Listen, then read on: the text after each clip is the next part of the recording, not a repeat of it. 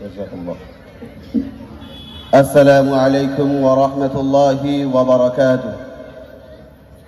بسم الله والحمد لله والصلاة والسلام على رسول الله وبعد.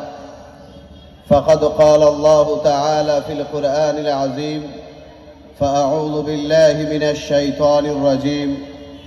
قل هل يستوي الذين يعلمون والذين لا يعلمون.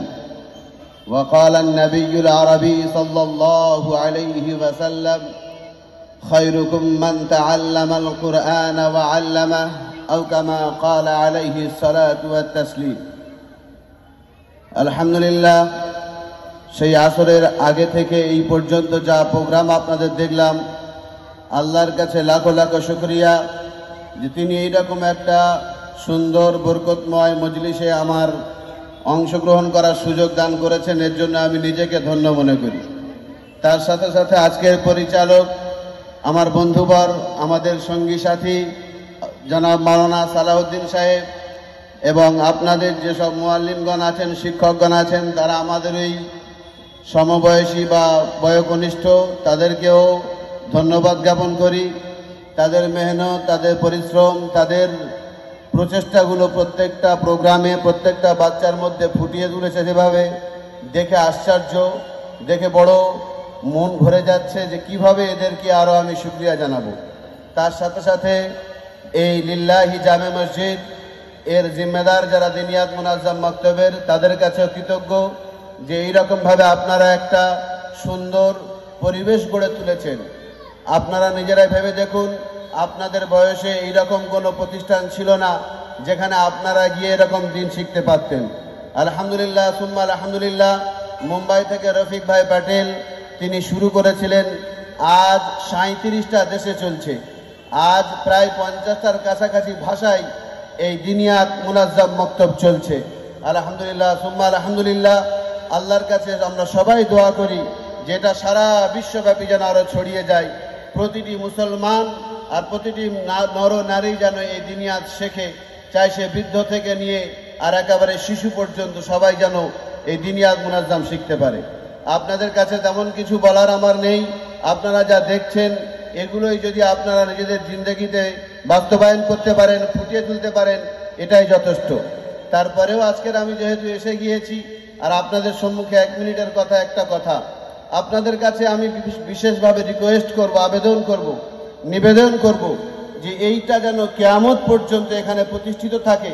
তার সাথে সাথে আজকের যেখানে পর্যন্ত মাইকের আওয়াজ যাচ্ছে, প্রতিটি মানুষ নিজের বুকে হাত দিয়ে এই প্রতিজ্ঞাবদ্ধ হবে আল্লাহর সাথে যে অন্তত আমি আমার এলাকায়, আমি আমার বাড়ি, আমি আমার প্রতিবেশী, আমি আমার কাছের মসজিদের সমস্ত মানুষের কাছে এই দিনিয়াতের একটা বাহক হয়ে, দিনিয়াতের একটা দায়ী হয়ে প্রত্যেকটা মানুষের কাছে পৌঁছাবো।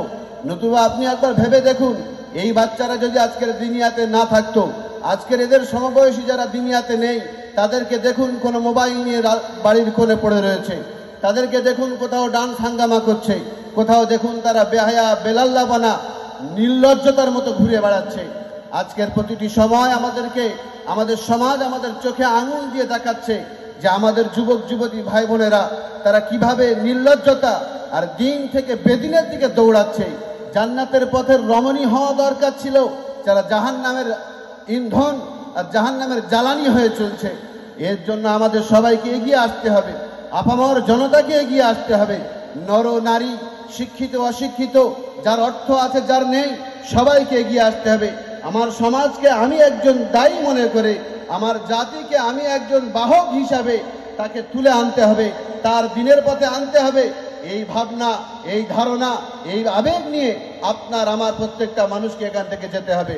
কসম খোদার, আল্লাহ রাব্বুল আলামিন জানিয়েছেন এই দুনিয়ার মধ্যে সবথেকে শ্রেষ্ঠ আকায়ে নামদার তাজদারে মদিনা মুহাম্মদ মুস্তাফা সাল্লাল্লাহু আলাইহি ওয়াসাল্লাম বলেন, খায়রুকুম মান তাআল্লামাল কুরআনা ওয়া আল্লামা।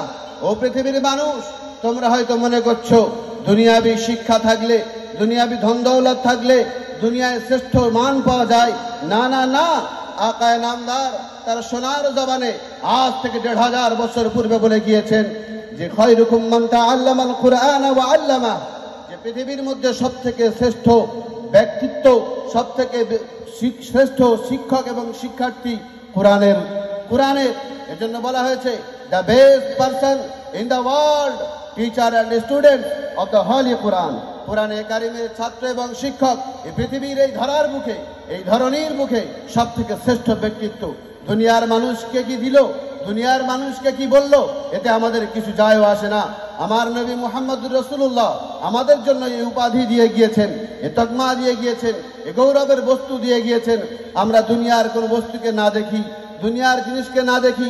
আজকের আপনারা যে সহযোগিতা করেছেন, যেভাবে আপনারা জুড়ে রয়েছেন, আপনাদের কাছে লাখো লাখো শুকরিয়া, আপনাদের কাছে কৃতজ্ঞ। তার সাথে সাথে যেসব শিক্ষকগণ আছেন তাদেরকে আপনারা যথেষ্টভাবে আরো বেশি বেশি আপনাদের বাচ্চাদের ঈমান দিচ্ছে, আপনাদের বাচ্চাদের কোরআন দিচ্ছে, তাদেরকে বিশেষ করে লক্ষ্য রাখবেন। তাদের সময় সুযোগ বুঝে তাদের সাথে সাক্ষাৎ করবেন, বাড়ির বাচ্চাদের বাড়ির ব্যাপারে খোঁজ নেবেন। আপনাদের যে মাওলানা সালাউদ্দিন সাহেব আছেন, ইনি প্রচুর মেহনত করছেন।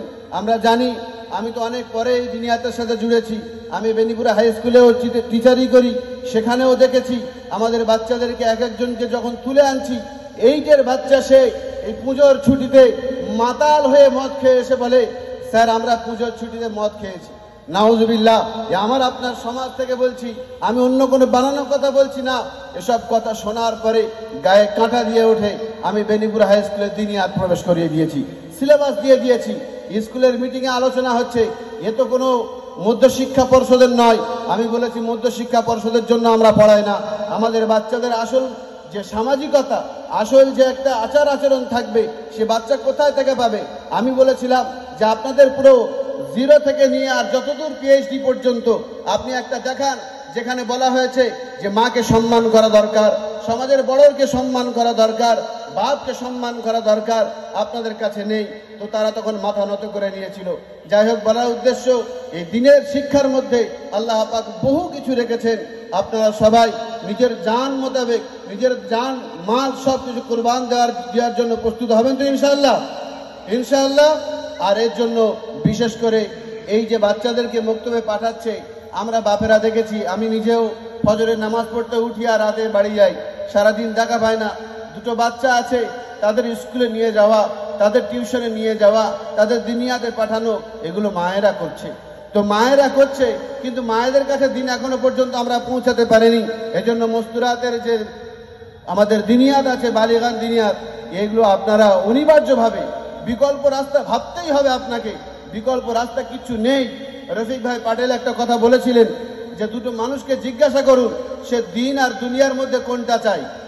তো যার মধ্যে সামান্যতম কালিমা থাকবে, ঈমান থাকবে, সে বলবে আমি দিন চাই, ঈমান চাই। বলো ঈমানের জন্য তুমি কি করেছো? তাকে প্রশ্ন করো, তুমি ঈমানের জন্য কি করেছো? তুমি দিন আর দুনিয়ার মধ্যে ঈমানকে আগে রাখছো। তাকে জিজ্ঞাসা করো ঈমানের জন্য, দিনের জন্য কি করেছো?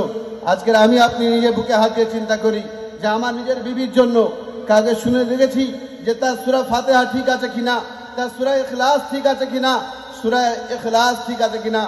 গত বছর এই কয়েকদিন আগে মগরাহাটে যে বড় ইজতেমা হয় আপনারা জানেন, নিজামুদ্দিন থেকে মুফতি জহির সাহেব এসেছিলেন।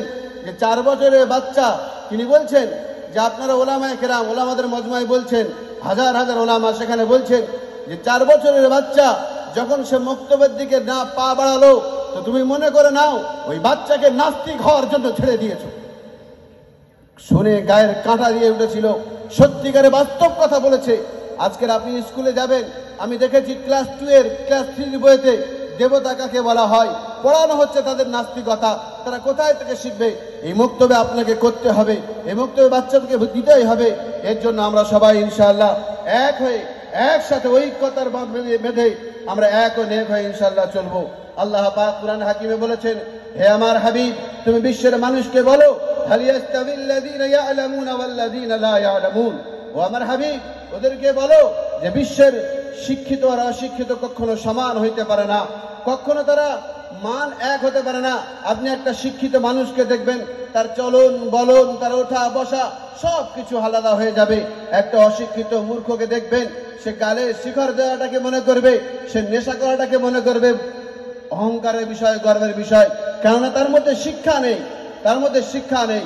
এজন্য আমাদের শিক্ষা যে কোনো পরিস্থিতিতে যে কোনো হালাতে দিতে হবে, আমরা দেব সবাই ইনশাআল্লাহ। আল্লাহ পাক আমাদের বলা ও শোনার উপরে সবাইকে আমল করা তৌফিক দান করুক। ওয়া আখিরু দাওয়ানা আনিল হামদুলিল্লাহি রাব্বিল আলামিন।